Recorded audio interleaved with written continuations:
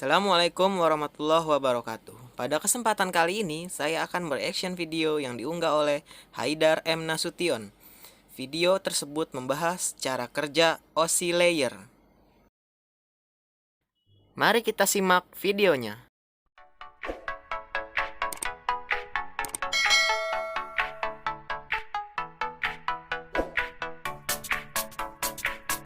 Saya akan mereaction video yang menjelaskan tentang OSI Layer. OSI adalah standar komunikasi yang ada di dalam jaringan komputer itu sendiri. Oleh karena itu, semua alat komunikasi saling berkomunikasi melalui jaringan. OSI dibuat ISO tahun 1977 di Eropa. Jadi kita bisa tahu bahwa awal pembuatan OSI yaitu di Eropa. Layer ketujuh disebut dengan application layer. Application layer berfungsi sebagai antarmuka dengan aplikasi, mengatur bagaimana aplikasi dapat mengakses jaringan dan kemudian membuat pesan-pesan kesalahan. Contohnya adalah saat kita membuka Google Chrome, Mozilla Firefox, Internet Explorer, Office 365, Outlook Express, Skype, dan aplikasi-aplikasi lainnya. Layer nomor 6 disebut dengan presentation layer. Layer ini berfungsi untuk mentranslasikan data yang hendak ditransmisikan oleh aplikasi ke dalam format yang dapat ditransmisikan melalui jaringan. Contohnya adalah saat kita membuka sebuah website Shopno misalnya, maka presentation layer ini akan mengkonversi web Shopno menjadi bilangan. Setelah dikonversi menjadi bilangan biner, layer presentation akan menginskripsi data tersebut agar terjaga kerahasiaannya.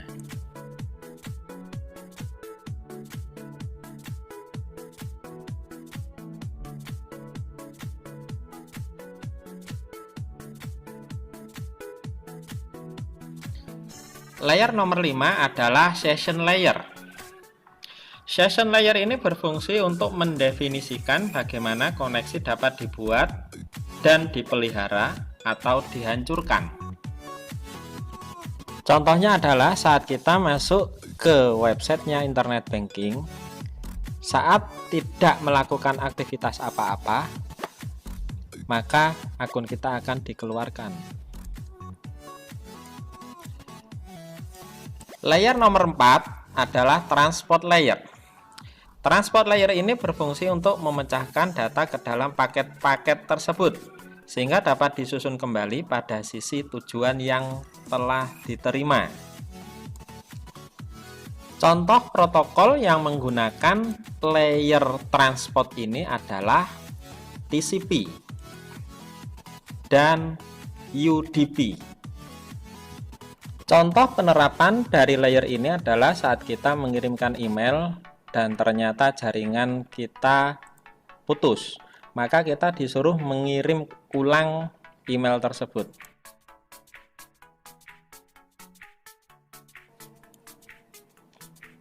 Layer yang nomor 3 adalah network layer.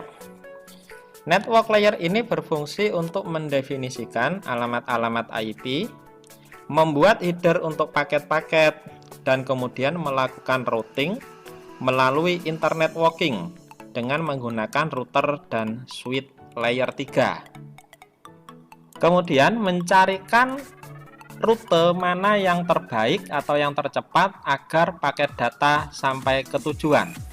Contoh protokol yang bekerja pada layer ini adalah protokol IP, ARP, dan ICMP.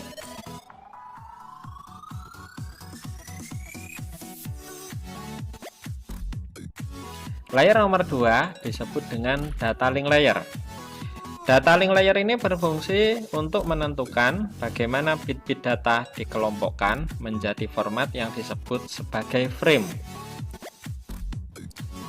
Contoh penerapan dari data link layer ini adalah Media Access Control atau MAC dan Logical Link Control atau LLC. Alat yang bekerja pada layer ini contohnya adalah bridge dan switch.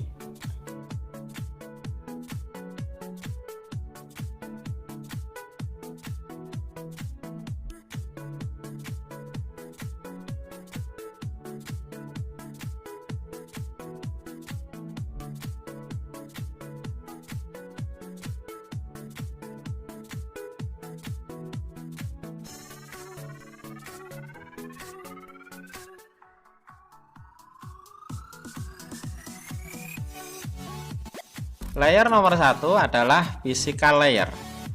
Physical layer ini berfungsi untuk mendefinisikan media transmisi jaringan, metode pensinyalan, sinkronisasi bit, arsitektur jaringan, seperti halnya Ethernet atau token ring, topologi jaringan, dan pengkabelan.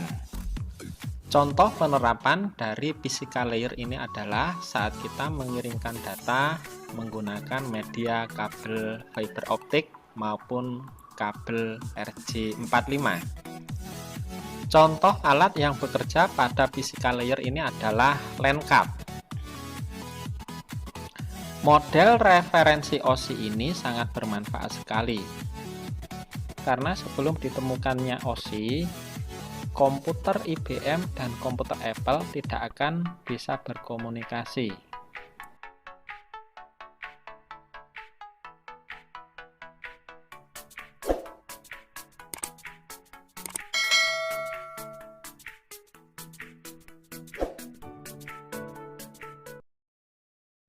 Untuk video yang saya reaction tadi sangat bagus sekali dan sangat mudah dimengerti. Sekarang saya menjadi tahu bagaimana cara kerja OSI layer. Terima kasih sudah menonton video yang saya reaction. Wassalamualaikum warahmatullahi wabarakatuh.